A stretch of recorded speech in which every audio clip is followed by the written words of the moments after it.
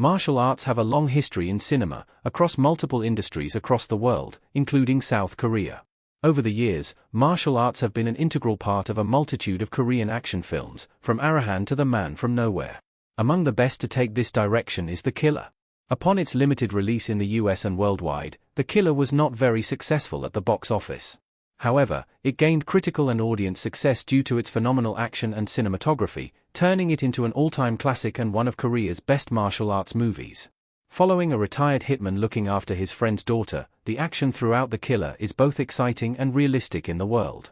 Jang Hyuk's performance keeps the narrative feeling grounded and more realistic, which is something that is less common in more recent action films. What makes The Killer Korea's best martial arts movie? Top-notch action and a grounded take.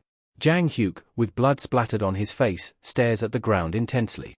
Jang Hyuk and director Jae-hoon Choi worked together before in The Swordsman, and that familiarity is felt throughout. Hyuk stole every action scene, with his fluid movements and utilization of surroundings being captured excellently by Choi.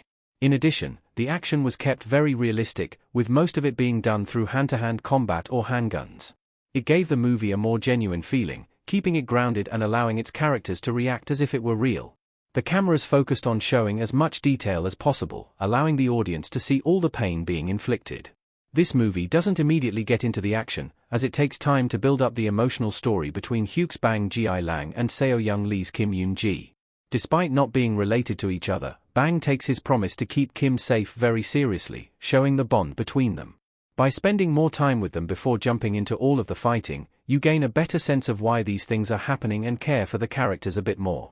How The Killer is different compared to Western martial arts movies. The action feels familiar but subtracts the humor. One of the reasons this film is so successful is that it feels like John Wick in a certain sense. The basic premises are very similar and the motivations of the main characters are as well. However, The Killer has an easier time explaining their plot than John Wick. By spending more time on the emotional aspect and setting up the conflict, The Killer's action feels more rewarding and earned. Both movies have aspects that allow them to succeed in their story, and The Killer was able to use some of its predecessors to make itself better. Western martial arts movies tend to supplement the action with some degree of humor, as is the case with several of Jean-Claude Van Damme movies.